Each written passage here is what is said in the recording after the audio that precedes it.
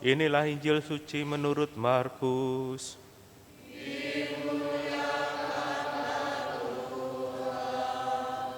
Sekali peristiwa, Yesus tiba kembali di tempat asalnya, dan murid-muridnya mengikuti dia. Pada hari Sabat, Yesus mengajar di rumah ibadat. Banyak orang takjub mendengar dia dan berkata, "Dari mana diperolehnya hal-hal itu? Hikmat apakah yang diberikan kepadanya? Bagaimanakah mujizat-mujizat yang demikian dapat diadakan oleh tangannya? Bukankah ia ini tukang kayu, anak Maria, saudara Yakobus, Yoses, Yudas, dan Simon? Bukankah saudara-saudaranya yang perempuan ada di sini bersama kita?" Lalu mereka kecewa dan menolak dia. Yesus pun berkata kepada mereka, "Seorang nabi dihormati di mana-mana kecuali di tempat asalnya sendiri, di antara kaum keluarganya dan di rumahnya." Yesus tidak dapat mengadakan satu mujizat pun di sana kecuali menyembuhkan beberapa orang sakit dengan meletakkan tangannya di atas mereka. Yesus merasa heran karena mereka tidak percaya. Lalu Yesus berjalan berkeliling dari desa ke desa sambil mengajar. Demikianlah sabda Tuhan.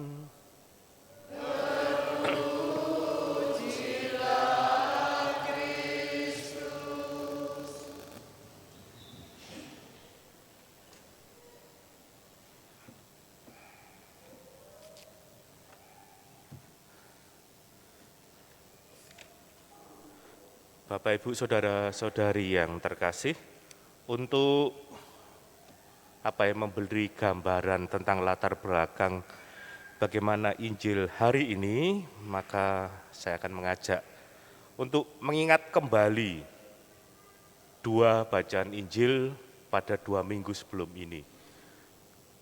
2 minggu yang lalu bacaan Injilnya tentang apa? Tidak ada di teks karena sudah ganti bulan. Ayo, mau ngerepek di teks tidak ada. Jadi ingat atau tidak? Tidak, oke. Minggu lalu, ayo.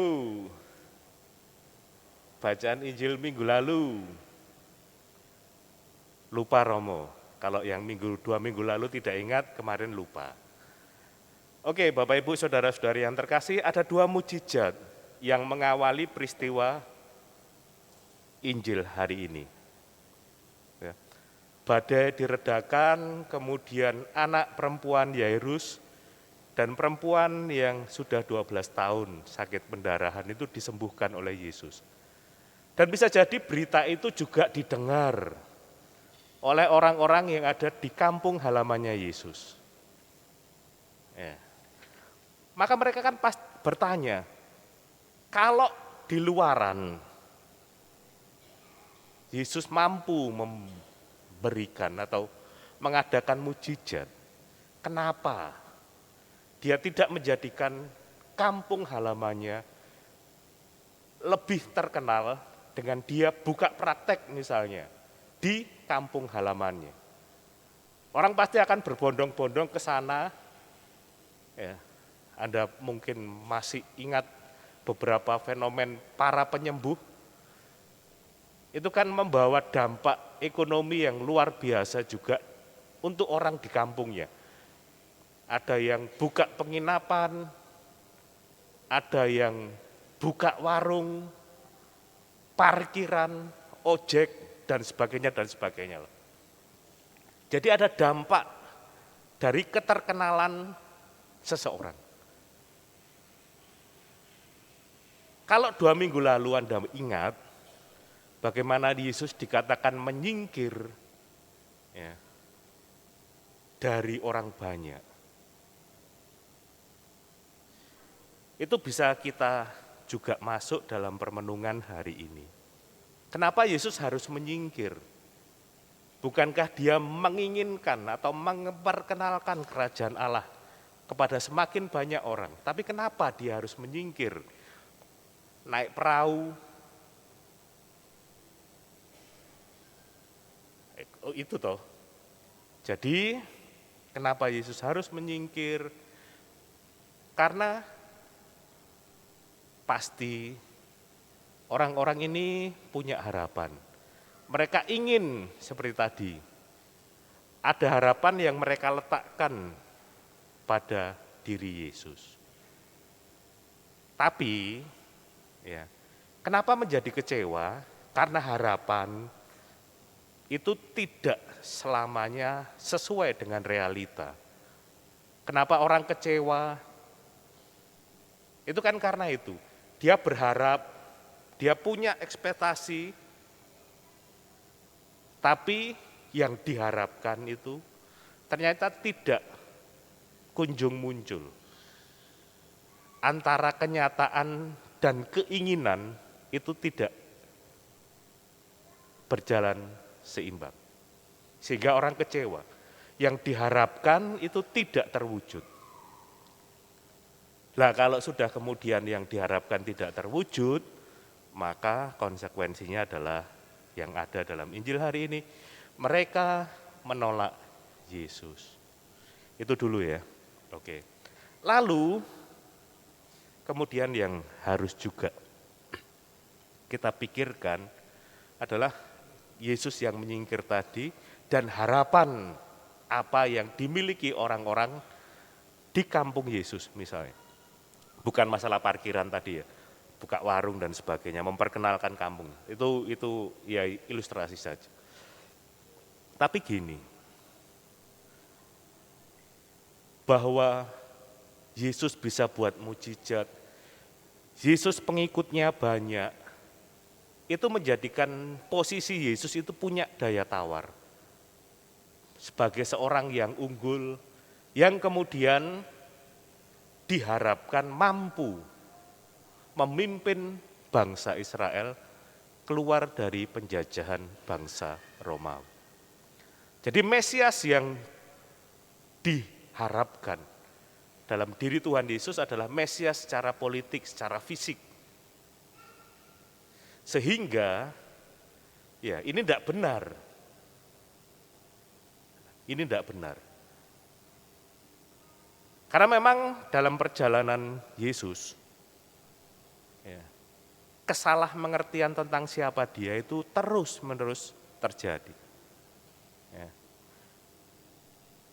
Dua murid di Emmaus itu kan berjalan ke Emmaus sambil kecewa. Ya karena harapan terhadap siapa Yesus itu tidak mereka dapatkan. Ya, dapatkan. Jadi kira-kira seperti itu. Belum lagi kalau Anda perhatikan dialog antara Yesus dan Pilatus. Tentang raja. Ya, jadi engkau adalah raja. Terus hal berkuasa. Itu kan ibu dari dua murid. Yakobus dan Yohanes minta kepada Yesus. Hal duduk di sebelah kanan. Karena memang pemahamannya itu. Kekuasaan Yesus itu kekuasaan yang fisik. Lah itulah yang menjadi persoalan. Yesus menghindar karena jangan sampai orang salah mengerti siapa dia. Ya. Kenapa